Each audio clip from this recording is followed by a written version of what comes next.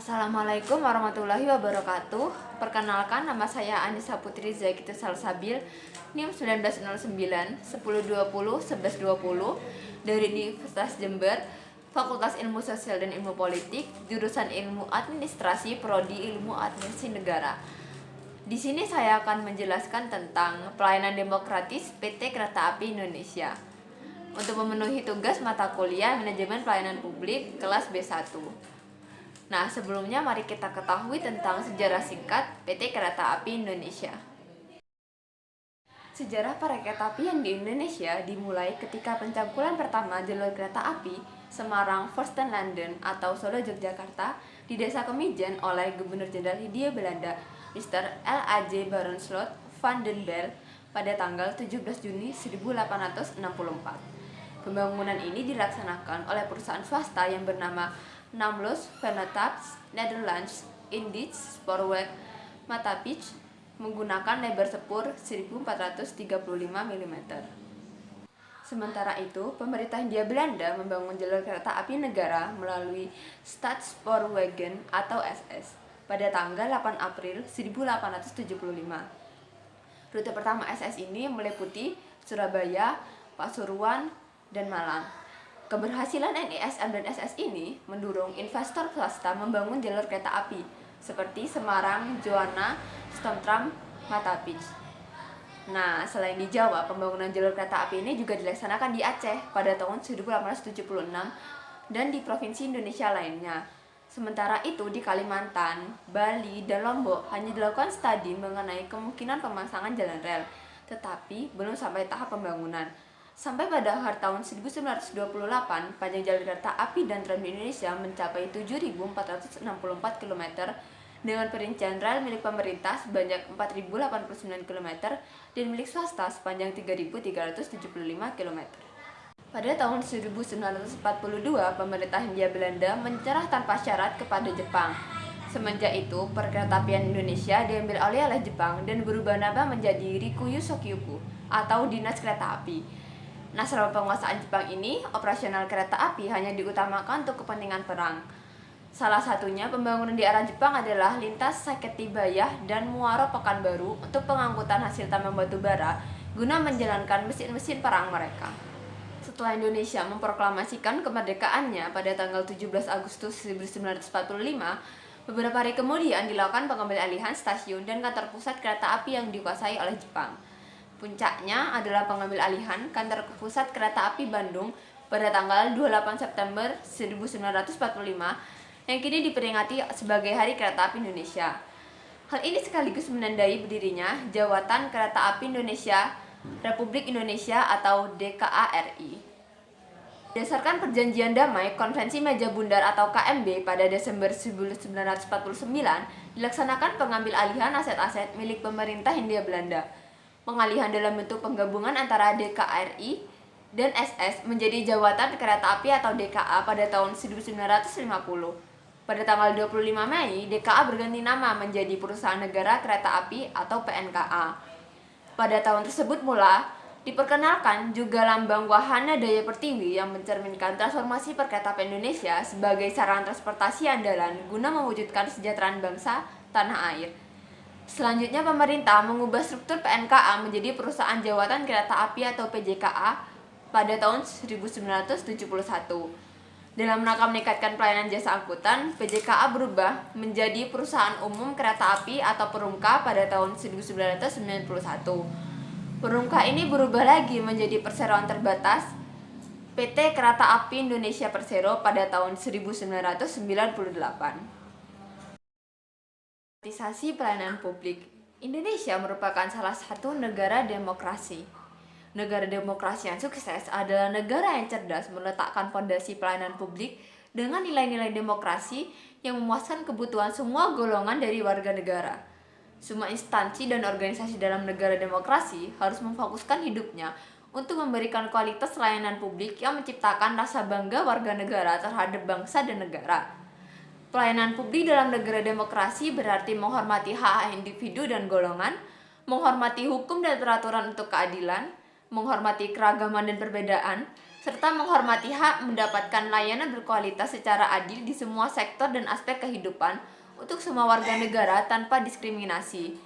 Tidak boleh ada aturan, kebijakan, dan peraturan, baik yang formal maupun informal, untuk menciptakan kerugian untuk satu pihak dan keuntungan untuk pihak lainnya. Semua pelayanan publik dalam negara demokrasi haruslah memiliki nilai-nilai kemanusiaan dan keadilan dalam kesetaraan. Oleh karena itu, instansi dan organisasi dalam negara demokrasi harus menciptakan budaya pelayanan yang mengakui, menghormati, dan mendorong perbedaan individu.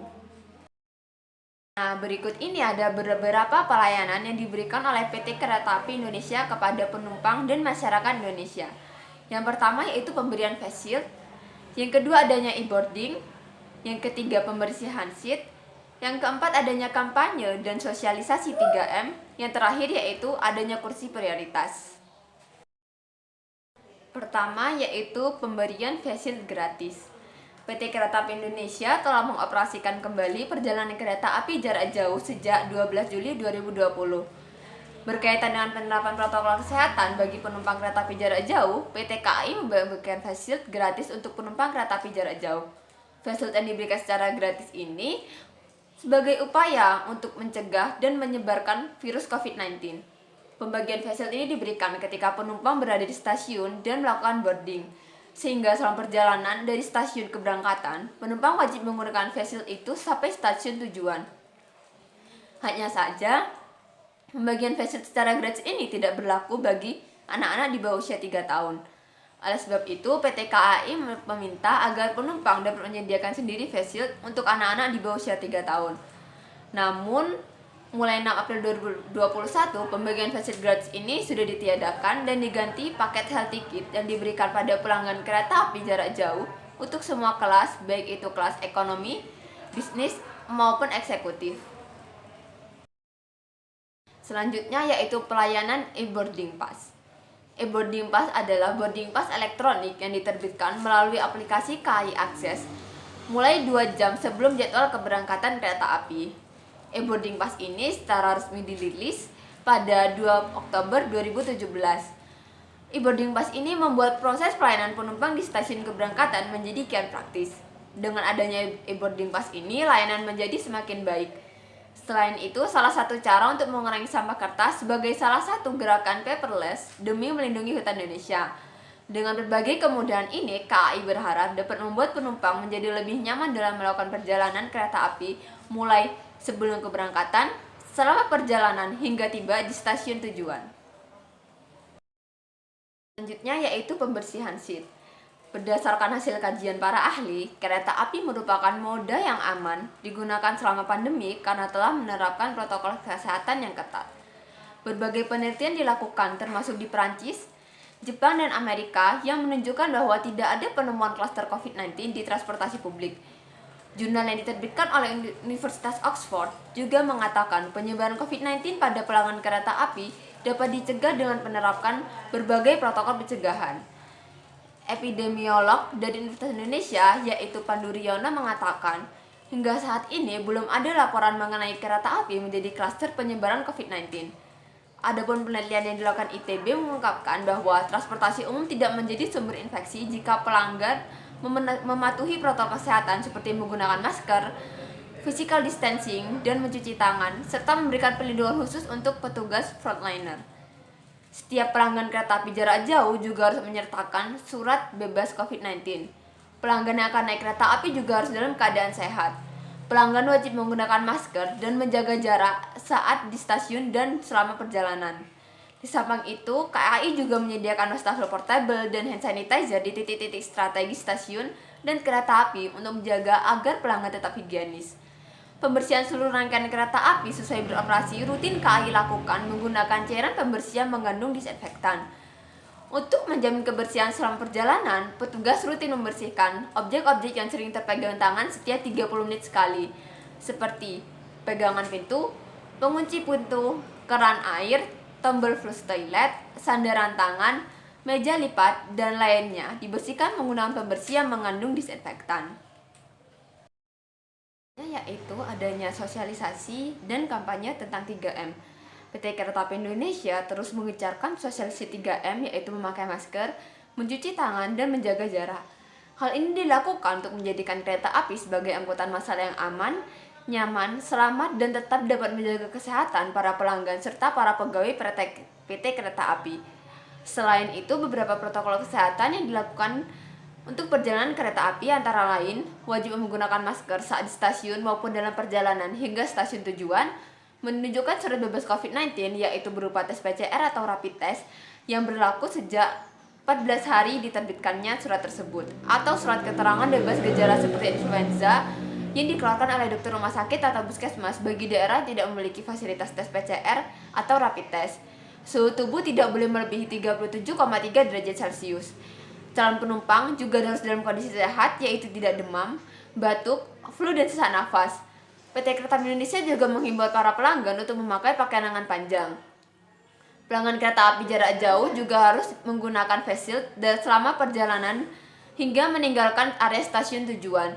Bagi pelanggan dewasa, face shield akan disediakan secara gratis. Sedangkan pelanggan dengan usia di bawah 3 tahun agar membawa face shield secara pribadi.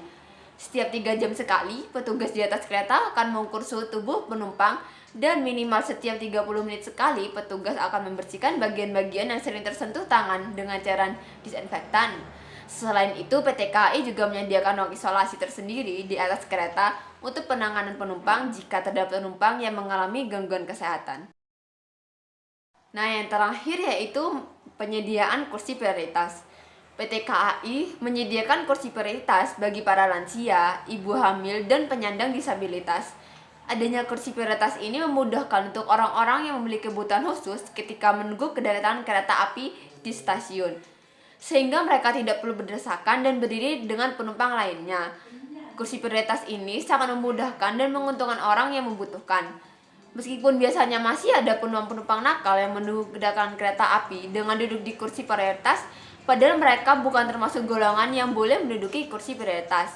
Penjaga dan juga karyawan PT KAI sudah sering menegur dan mengingatkan penumpang bahwa kursi prioritas ini digunakan oleh orang-orang yang membutuhkan. Terkadang masih ada orang yang bersikap bodoh amat, bahkan ada lansia atau orang yang membutuhkan kursi prioritas di hadapan mereka, tetapi mereka hanya diam dan tetap menempati kursi prioritas itu. Nah, kesimpulannya adalah PT Kereta Api Indonesia sudah berusaha sebaik mungkin memberikan pelayanan kepada masyarakat Indonesia yang akan menggunakan kereta api sebagai moda transportasi mereka. PT KAI juga sudah mulai menggunakan teknologi seperti adanya e-boarding pass untuk memudahkan para penumpang dan juga mengurangi penggunaan kertas. Di masa pandemi ini juga PT KAI sudah menerapkan protokol kesehatan yang ketat untuk mencegah penularan virus COVID-19.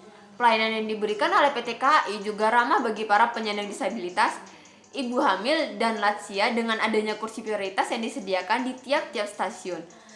Semoga kedepannya semakin banyak instansi penyedia pelayanan publik yang benar-benar memberikan pelayanan secara baik, aman, dan nyaman bagi seluruh masyarakat Indonesia. Nah, itu dia penjelasan singkat tentang pelayanan demokratis yang diberikan oleh PT Kereta Api Indonesia. Demikian penjelasan singkat dari saya. Jika ada salah kata, mohon maaf. Kurang lebihnya mohon maaf. Wassalamualaikum warahmatullahi wabarakatuh.